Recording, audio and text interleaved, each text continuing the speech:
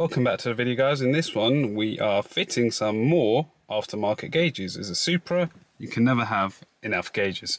Right, so what I've actually been doing, you can see the car's already in bits. I've actually tried out different gauges. So the reason for putting them in is for the upcoming track day that we've got. I just wanted to keep an eye on the water temps, oil temps, etc. after having quite a lot of work carried out on the car, so I'll probably fill you in on that in another video. But I've tried put the gauges pretty much everywhere, guys. Started off in the glove box down there. Quickly realised that it wasn't going to work. Went to the upper glove box, completely removed everything, put the gauges there. Then quickly realised as I'm on the track going fast, it was too much of a head turn to be looking over to the left. And you know what? As much as I hate to do it, the best place to put them is in the dash panels. So you can see I've taken the clock out already, put the 52mm gauge in.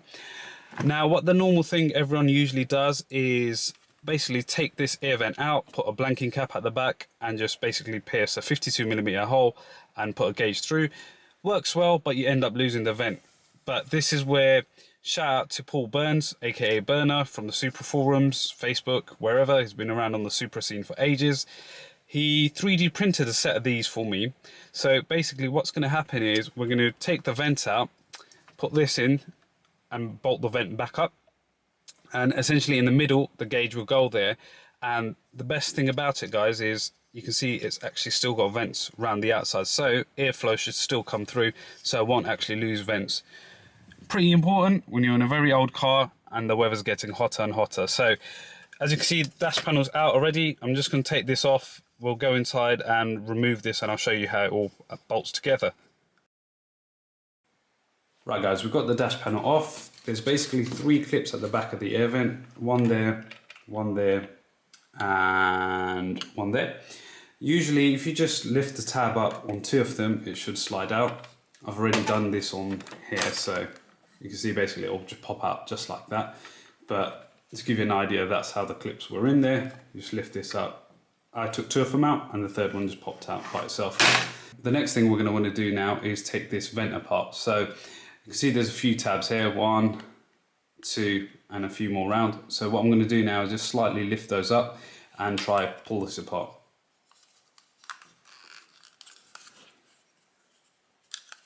So you can use a flat blade or a plastic pry tool. I just find a flat blade a bit easier.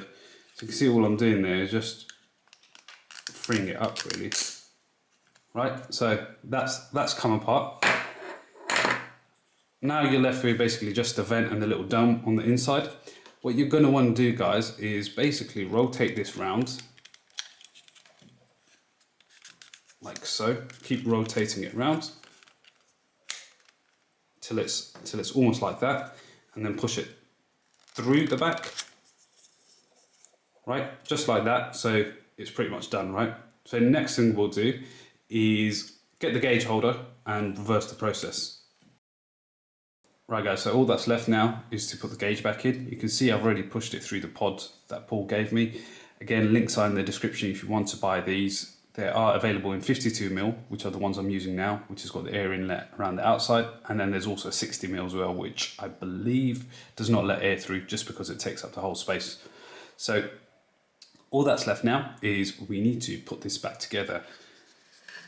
So what you want to do is pay attention to this first plastic that we removed. There is a indent or a slight tab here, right?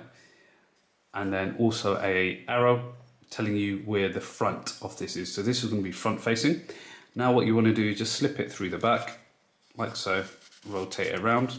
One of the good things about this, guys, is you will actually be able to angle it just like you could your stock gauge. So pretty good stuff, so you can get, if the sun's in the way, something like that, you can mess around with it and get the right angle.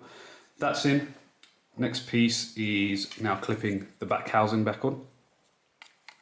So just find it where the holes will line back up. Right, so literally that's all done, that's ready to go back in. So now what we're going to do is clip this back into the back of the casing here, and then we're ready to go back and fit it in the car. Right guys, we're done. As you can see, the dash panels are back together. We've got the water temp gauge in the holder that we just mounted in this video, oil temp gauge in the 52mm standard clock position, and then over on the right side I've got another one of Paul's holders for the oil pressure gauge. I'm going to do a bit more work to get that working. What I really like about it, it looks OEM, so it's got the original struts around the different parts of the vent, so it looks really close to the original one, and in fact you can actually tilt it around just like you can with your standard vent. So if a little bit of sunlight's hitting, you can tilt it just like that, right? So I'm actually going to turn it on to see whether this is all worth it. My main thing was I wanted to keep the hot air and cold air vents working just as needed. It's summer, so I'm going to turn on the cold air.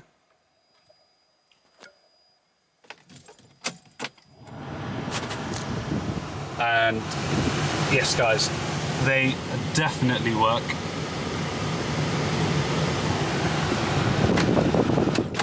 Really good stuff. So once again, thank you Paul for sending these out.